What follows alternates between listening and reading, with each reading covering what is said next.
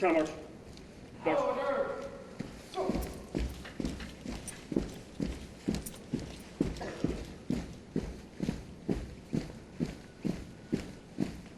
Feet. Order. Toe.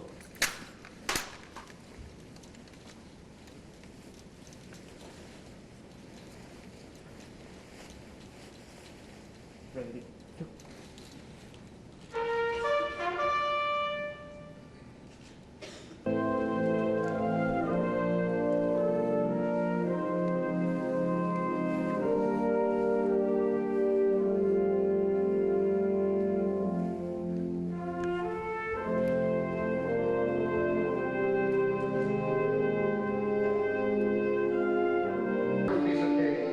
Is given to the guest of honor, Lieutenant General Kelly, Commander, Marine Forces Reserve and Marine Forces North.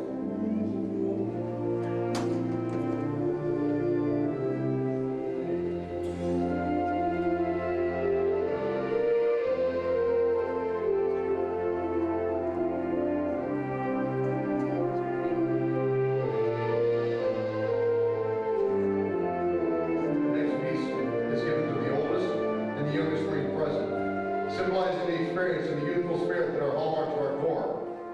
The oldest Marine President is Colonel Lee Meyer, United States Marine Corps Reserve. Colonel Meyer was born July 1913. She is a native of St. Louis and one of 8 children who attended Rosati Kane High School. In 1936, Colonel Meyer received her bachelor's degree in music and math from Bonbon College, followed by a master's in music education from the University of Southern California, Los Angeles. She enlisted in the Marine Corps in 21 September 1943 and was soon assigned to the 7th Officer Candidate class for women. Upon receiving her commission, she served on active duty until 1946. She returned to St. Louis and taught music in 1938 at Southwest High School. Directing the choirs in more than 50 musical productions. She continued her career with the Marine Corps Reserve until her retirement on 10 July 1973, and she retired from teaching in 1982. Colonel Myers is 97 years young.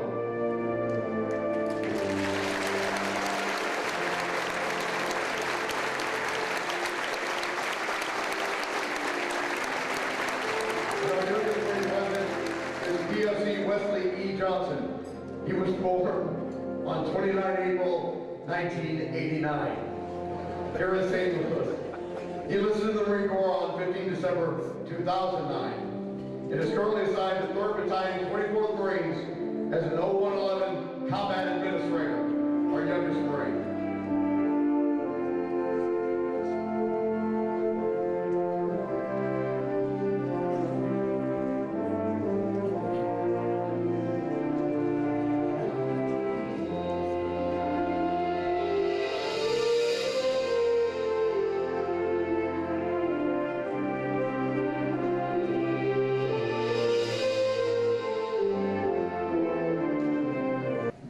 Thinking up here, 40 years ago, right now, I was standing towards the end of my time in Paris Island, South Carolina as a private. Many days passed, the point at which I stood on the yellow footprints and thought to myself that first day, that first night actually, what a mistake I made. Somewhere along the journey from that first day until towards the end of my time in Paris Island, a very profound change had come upon me. I stand here before you today, 40 years a Marine. Yet the oath we're about to give, a little bit of a story to it, very unique in the world. It was essentially written and taken in more or less its form by our first president when he was sworn in New York City before we even had a capital of Washington. And I would just offer to you that if we were standing in China right now, these young men and women would be swearing their oath to a party, the Communist Party. If they were standing in France right now, they would be swearing their oath to the people of France. If they were in Britain right now, they'd be swearing their oath to a sovereign. They're in America. They will swear their oath to a piece of paper, the Constitution. Very, very unique. No other country before us has ever had this oath to a piece of paper, a law. We are a people of law. You don't know what it is yet because you're not Marines, but it will change your life. No matter how long you stay, it will change your life. I applaud you for being among the finest of this generation. Stick with it. You'll do all right. I'll let the Major go ahead and administer the oath.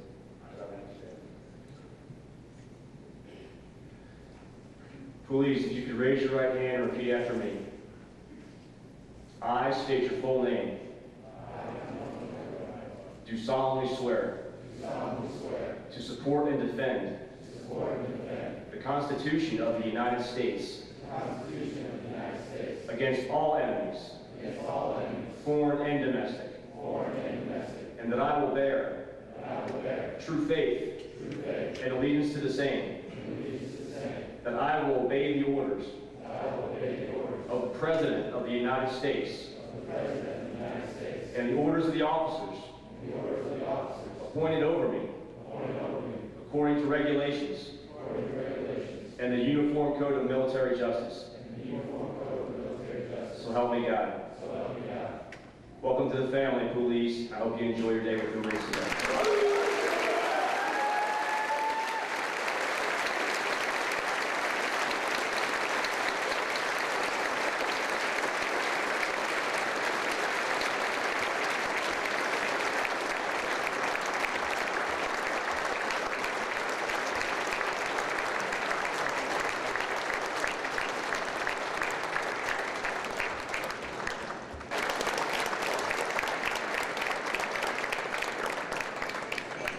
Thank you, Colonel Bronco, Senator Kelly.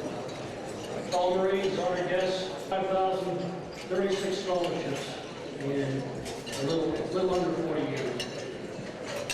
Scholarships nominated awarded over 50 million in value, application growth. I can share my favorite line from General Kelly when we were in Iraq. It was simple. He said, we're the United States Marine Corps. We took Iwo Jima, Baghdadi. Ladies and gentlemen, Lieutenant General John Kelly.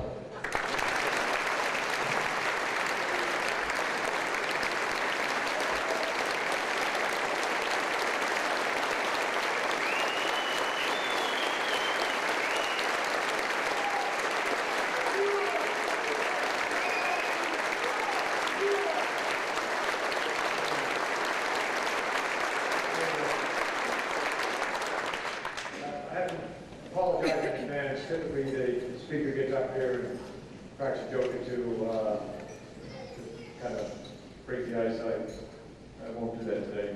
I do want to tell you that events like these are critically important in our country today. And I'd like to hope that not only do you do it again next year and the year after that and for 100 years to come, but that it gets bigger and bigger every year, and that you just don't limit it to Marines and friends of Marines, because the way our national defense works today, a very, very, very small portion of our American society defends this great nation, a very small portion. The vast majority of our citizens, our fellow citizens, have very little stake in defending this country, except if it wasn't for those of us that do step forward to defend it, they would have a very, very different life than the one they are privileged to lead. So please, do this again forever into the future and make it bigger.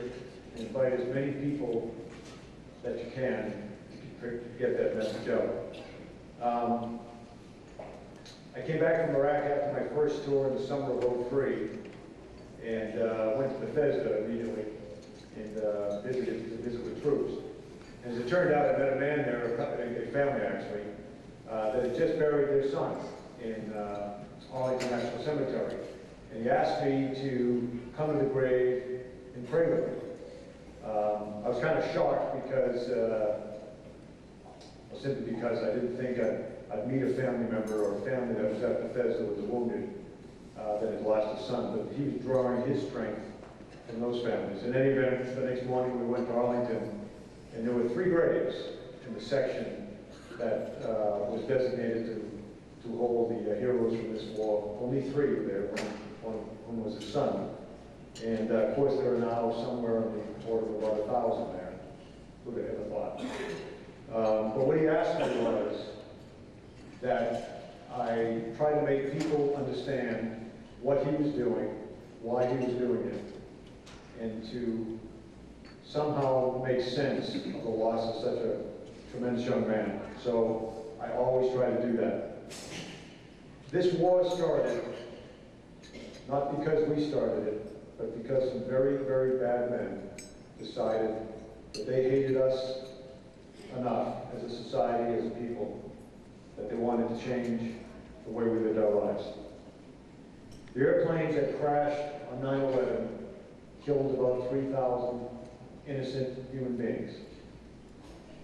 No one alive then, old enough, will ever forget where they were and exactly what they were doing when they heard about that terrible attack.